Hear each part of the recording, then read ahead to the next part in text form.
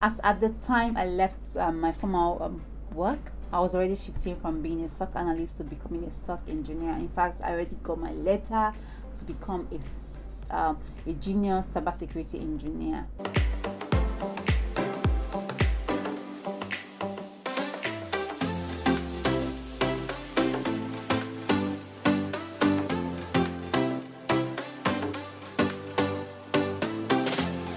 I'm getting stronger, step by step, the clock is Hey guys, welcome back to my channel. I am Blessing if you're just seeing my face for the very first time, and if you are a returning subscriber, thank you so much for coming back. Thank you for sticking around. Thank you for watching my previous episodes. Thank you for the likes, the comment. I really do appreciate. And like I mentioned earlier, if you're just seeing my face for the very first time, have you subscribed yet? Have you joined the family? Here I talk about things related to my career path in tech, cybersecurity to be precise. I also talk about things that has to do with self-development, and I try my best to do some lifestyle related content. And I kind of try to show the city where I live, the city of Lagos, Nigeria. So if you're interested in content around tech, career path, self-development, as well as a little bit of Africa story, then you should definitely do keep on watching this channel. Whew. It's been really long since I had this sit down with you guys. Like, I feel like I really have missed you guys, and I wish like I have much more time to be doing this often. I really do miss this. I mean, I've been doing some videos about like, outing in Lagos and all that, and yeah, I really wish I would do more of this, talk about my career more, talk about tech, talk about how women can actually like lead in tech and come into tech if you think it's something you want to do, and just talk tech, talk self-development, talk career. Just let people out there see how possible it is for them to switch from other career paths into tech, especially women and young girls within Africa. Well, yeah, so on today's episode, I'm going to be talking to you guys about my experience as a SOC analyst. So SOC is spelled SOC, which stands for Security Operations Center, and that was like my second job as a cybersecurity analyst, and it was quite an experience. And since we don't have much SOC around Africa, or much SOC in Nigeria, I thought it would be nice for me to give you guys a glimpse of what a SOC analyst is like. So I would love to do this video at the office, or love to like really take you guys through my day-to-day as a SOC analyst, but unfortunately in Nigeria there are a lot of things that are not allowed. I mean, I see videos of people in the US, in the UK, in Australia and other countries who are able to take videos of themselves at work. They're able to show around a day in their work life. But in Nigeria, trust me, I think it's almost impossible. When I was working in a SOC, it was actually an out of bound area for cameras. Like, you can't bring your cameras in. So basically you can't take pictures, you can take videos. But hold on, I'm going to give you guys every details you have to know about a cybersecurity analyst in a SOC. So just stay tuned, and I promise you're going to love this video. But before I go ahead, have you subscribed to this channel? If you're yet to do so, please go ahead and hit the subscribe button, and if you are yet to hit the notification bell, please go ahead and hit the notification bell, so you'll be amongst the first people to see my videos whenever I publish a brand new one. And don't skip the ads, because the ads, I mean, I've not started taking money off the ads yet, but at least I'm seeing something coming in. So the ads is like a way for you to support me to keep doing this. Try your best to not skip the ads, and yes, that would be a very great way to support me. So let's get into the dates of this video. So what is a SOC? A SOC stands for Security Operations Center, and what goes on in a SOC is basically monitoring, detection, alerting and response to incidents and based on events.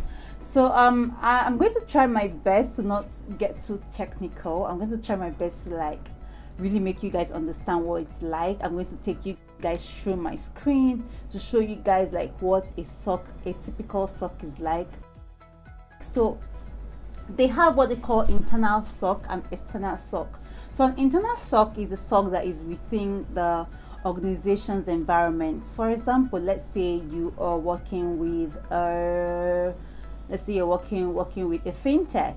So a fintech can decide to have a SOC, and the SOC will be within their environment. So basically that SOC is for them to monitor their environment, but there is also an external SOC, which it's actually like a contracted SOC that is contracted outside the organization. So based on some PCI DSS standard and based on some policies by PCI DSS, most financial institutions and most big institutions are advised to have an external SOC that oversees their environment from the external point of view. And I was opportune to work in an external SOC, which is called MSSP.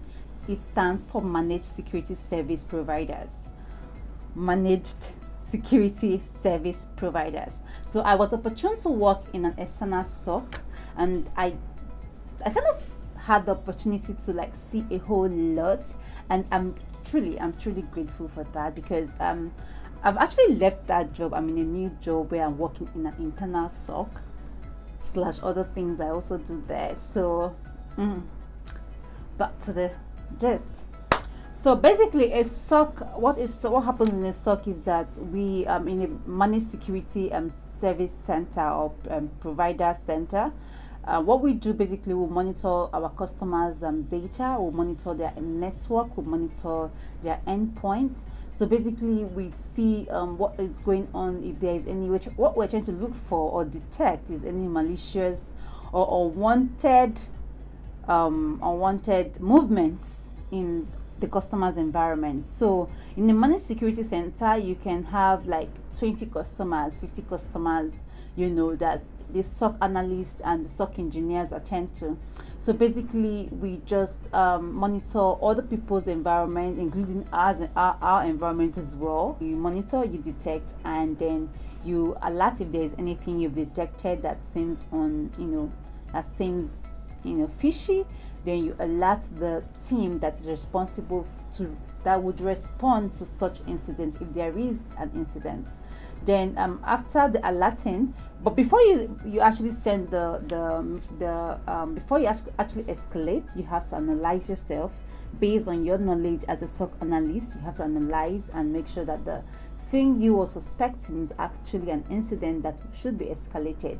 And if it's not an incident that should be escalated, that is just something that we call informational, you just probably let the customers know that, oh, so and so is happening in your environment, and so seems out of place, but you should check this out. But based on what we've checked, it seems okay.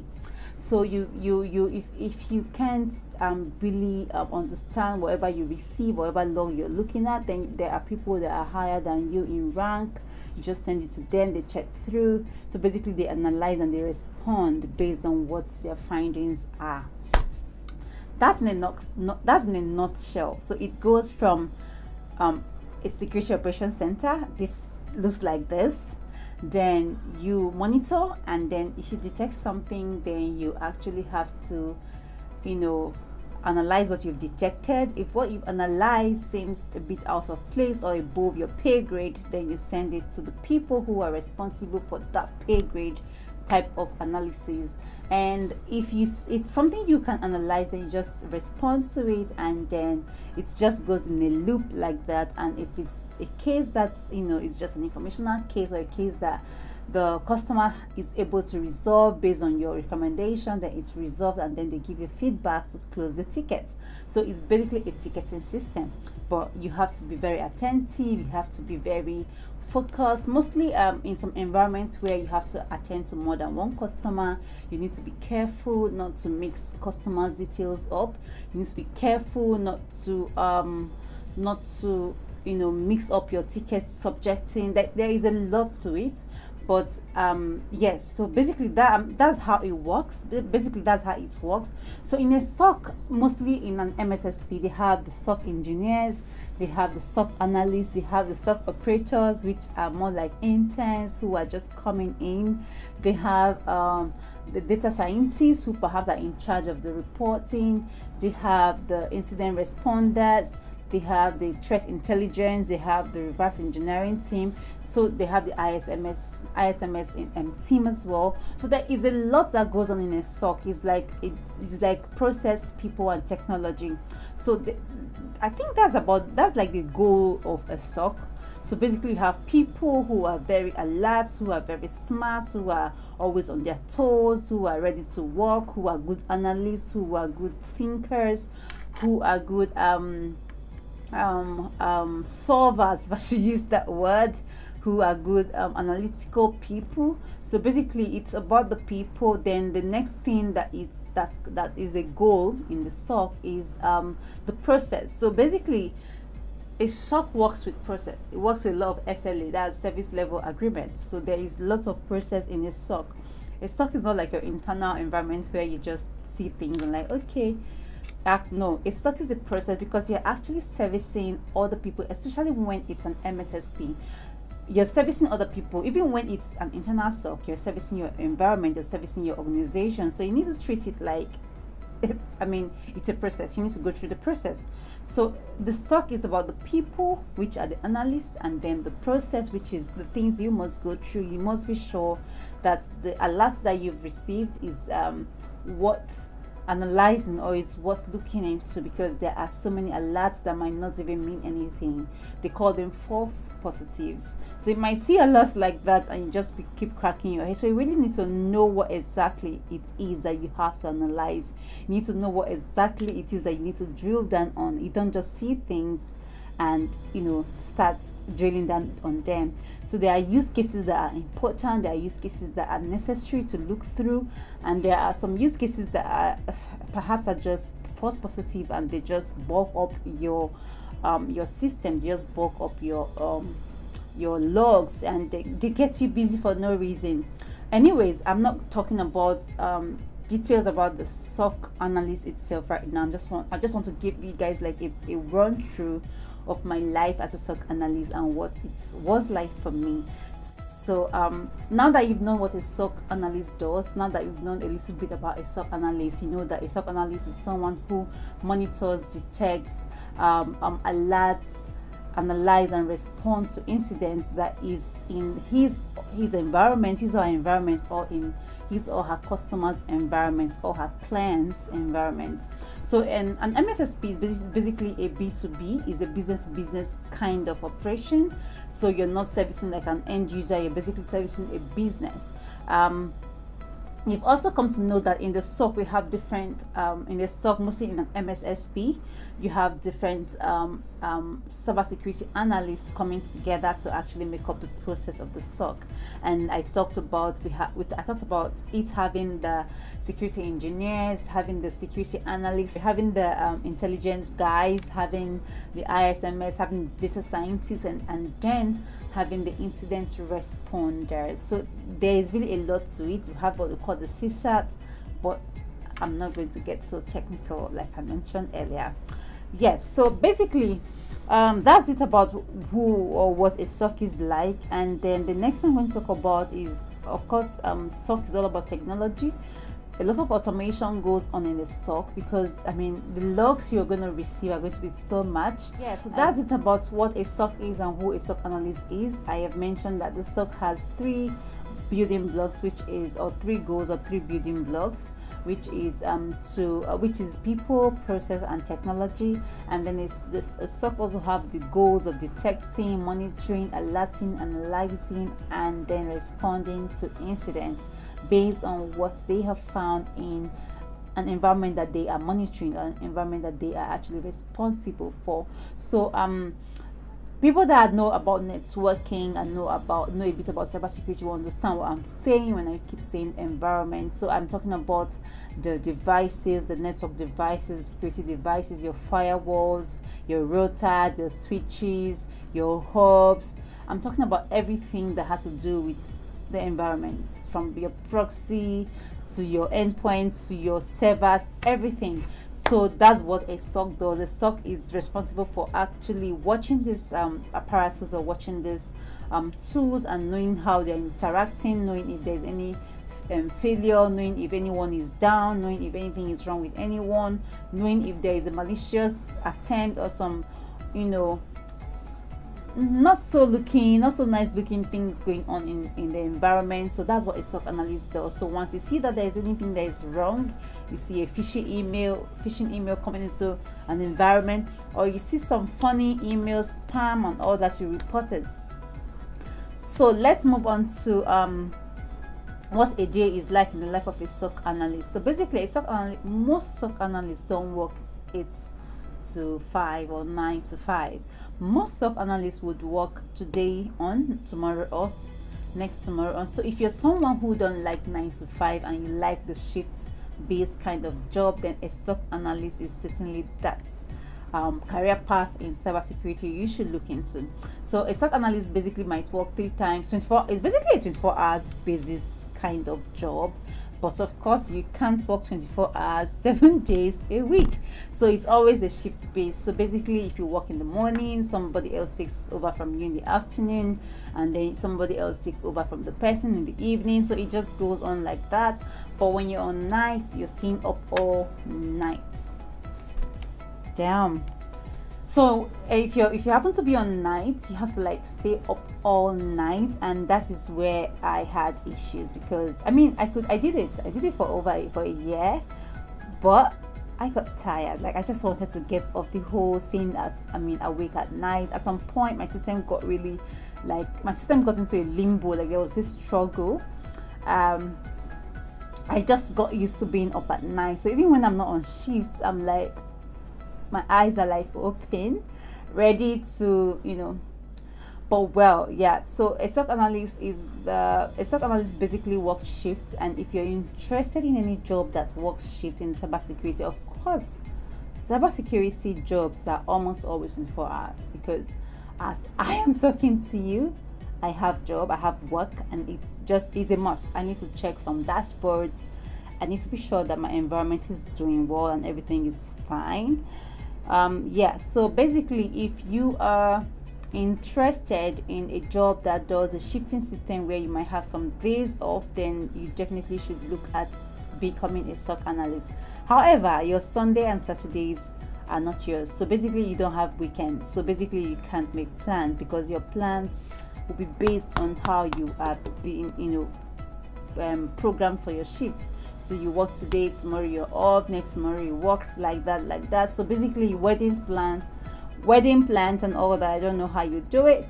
And yes, that's one challenge with being a SOC analyst, and it's also a blessing for some people who like shift jobs. And of course, you get extra pay for your shifts, especially when you have like a night shift and weekend shift.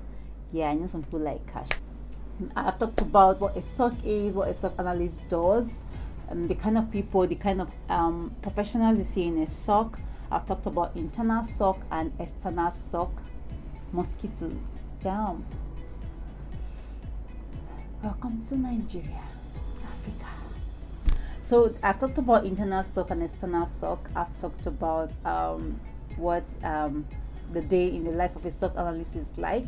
And the next thing I want to talk about is the logs you see. I'll just give you like a screen. I'll just show you my screen to see what you would normally see in a SOC. The kind of logs you might just see. I'll just try and show you guys something. So basically, you have to like go through these logs and see based on the rules that have been created. Those are like really details, long technical details. But based on the rules that have been created, you can actually deduce some things. And if some alerts fires, you have to like drill that into those alerts and see if they are something worth reporting, or something you should just ignore, or something you should just send to your client as an informational ticket. So what was my experience like? Did I love it? I exceptionally love it. I mean, where I worked as a SOC analyst was like one of the best choice I made. It made me a fast thinker. I worked around very young people who So I really enjoyed it. I really liked it. And as at the time I left my former work, I was already shifting from being a SOC analyst to becoming a SOC engineer. In fact, I already got my letter to become a junior cybersecurity engineer. But fortunately I got another job and I just had to move on, and that is it. So I enjoyed it. It was totally fun, quite stressful, quite rigorous, but I think and I believe it's worth it. If you're just coming into cybersecurity, you need that fire, you need that push, you need that a bit of discomfort so that you can really put your attention to details and do what you ought to do. Yes, one thing a SOC analyst must know how to do is to pay attention to details. I had my days of mistakes and I always feel so frustrated. I had to tell my team lead, I'm sorry, this is not going to repeat itself. There are some days that you really, like, you're tired, mostly night shifts. If you're not careful, you're really tired, and then you see an alert because you really want to have like tickets opened, and you're like, let me try and open this ticket. 4 a.m. and you're trying to open this ticket, and then you end up doing some, I can't talk about that, some really messed up shit, some really messed up shit. And so you have to really pay attention to details. You have to be careful, you have to listen to yourself, you have to like be in the present, you have to give your thoughts, your analytical skill have to be on point. Like you just have to really be in the present. That's the most important thing as a SOC analyst. And it's fun because you kind of have time to like study, you kind of have time sometimes to just look at the screen and nothing is really happening. You just have time. If you know how to use your time properly, you can just have your time to study, to just it's just quite a cool job. So when I was a SOC analyst, I kind of had time because I had days off, so I could like really like have like 2 or 3 days off in a week. Sometimes I can have like 3 or 4 days off in a week. So that's the perks of being a SOC analyst. Like you have like 3 days to yourself in a week, but like I said, your Sundays and Saturdays might not just be yours. So, and your 25th of December might not be yours, your 1st of January might not be yours. So it doesn't really give a dime about your time. It doesn't care about your time. Being a SOC analyst takes everything from you, but gives you the best as an entry-level job into the family and into the community of cybersecurity.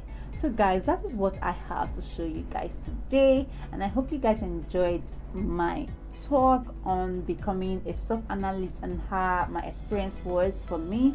If you have any question about being a SOC analyst in Nigeria, do let me know in the comment section or send me a mail.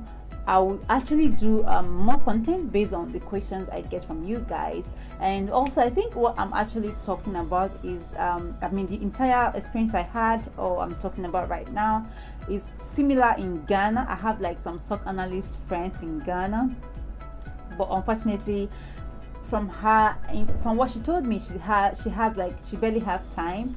Like hers is so tight that she has only 1 day free for the week. So I feel like that's really wrong.